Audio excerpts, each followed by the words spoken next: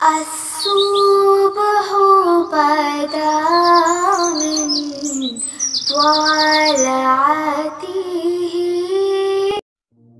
مرنے کے بعد کے حالات جاننے کا انسان کے پاس کوئی راستہ نہیں،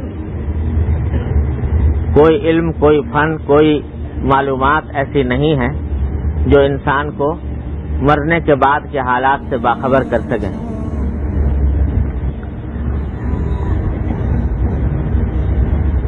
جو جاتا ہے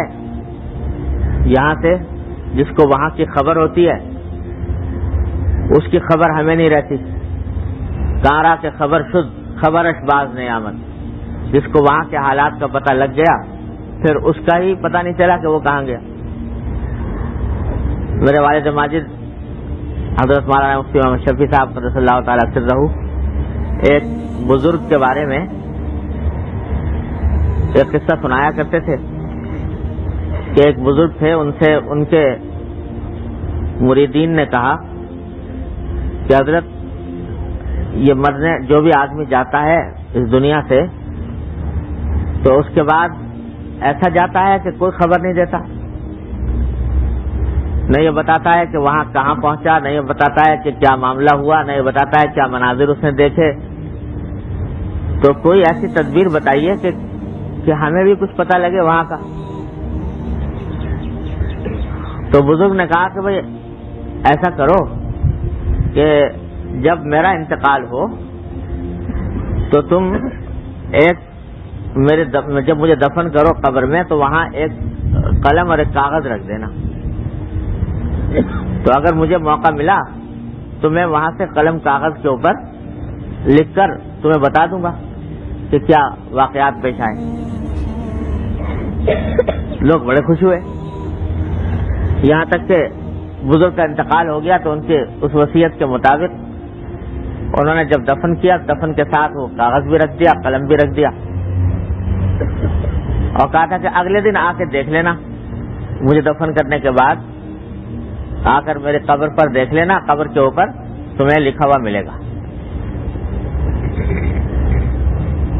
تو لوگوں نے یہی کیا، اگلے دن قبر کے اوپر پہنچے تو واقعی دیکھا تو ایک پرچہ لکھا ہوا پڑا ہے۔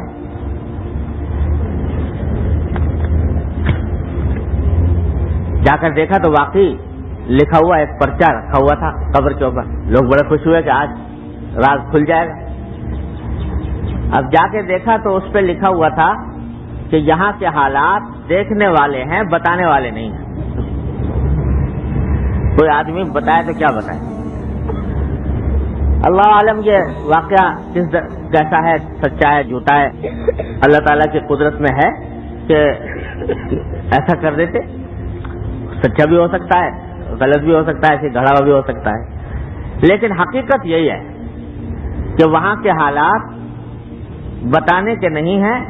دیکھنے کے ہیں۔ اسی واسطے اللہ تعالیٰ نے اس کو ایسا راز رکھا کہ کسی شخص کے اوپر لیک نہیں ہوتا ذرا سا بھی کہ کیا ہونے والا ہے۔ بس جتنا بتا دیا قرآن نے اور حضور اقدس نبی کریم سرور دو عالم صلی اللہ علیہ وسلم نے، اس سے زیادہ کسی کو معلوم ہونے کا کوئی راستہ نہیں۔ تو یہ آخری باب ہے، اسی بارے میں ہے، اور اس میں پہلی روایت نقل کی حضرت مغیرہ بن شعبہ رضی اللہ تعالیٰ عنہ سے۔ وہ کہتے ہیں کہ حضرت موسیٰ علیہ السلام نے اللہ تعالیٰ سے پوچھا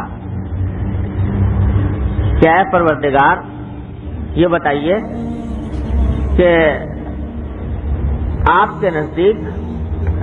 جنت والوں میں سب سے کم درجہ کس کا ہوگا؟ یہ جنت میں سب سے کم درجہ کس کا ہوگا؟ سب سے ادنا آدمی جنت والوں میں کون ہوگا؟ تو اللہ تبارک و تعالیٰ نے جواب میں فرمایا کہ ایک بندہ ہوگا میرا کہ جب سارے جنت والے جنت میں چلے جائیں گے، جہنم والے جہنم میں چلے جائیں گے، تو ایک آدمی جنت میں داخل ہونے سے رہ گیا ہوگا، جنت کے آس پاس کے علاقے میں بیٹھا ہوگا،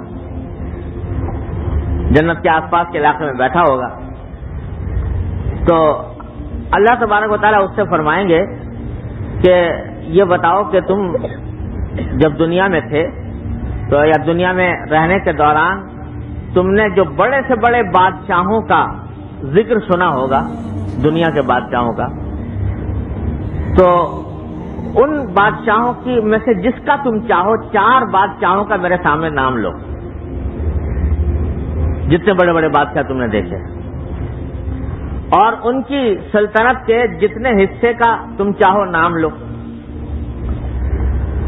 کہ جس کا تمہارا دل چاہتا ہو کہ ایسی سلطنت تمہاری بھی ہو جائے، فلاں بادشاہ جیسی ہو جائے، فلاں بادشاہ جیسی ہو جائے، 4 بادشاہوں کا نام لو۔ تو وہ کہے گا کہ پروردگار مجھے فلاں بادشاہ کے حالات میں نے سنے تھے، وہ اس کی سلطنت بڑی عظیم تھی، اس کے اوپر بڑی نعمتیں اس کو ملی ہوئی تھیں، تو میرا بھی دل چاہتا ہے کہ ویسی سلطنت مجھے بھی مل جائے، ویسی نعمتیں مجھے بھی مل جائیں۔ یہاں تک کہ وہ 4 مختلف بادشاہوں کی سلطنتوں کا نام لے گا۔ تو اللہ تعالیٰ فرمائیں گے کہ اچھا یہ بتاؤ کہ ان کے سلطنتوں کے نام تو تم نے لے لیے، بادشاہوں کے نام لے لیے، لیکن جو جو لذتیں ان کو ملی ہوئی تھیں، جن کا تم نے کبھی تذکرہ سنا ہوگا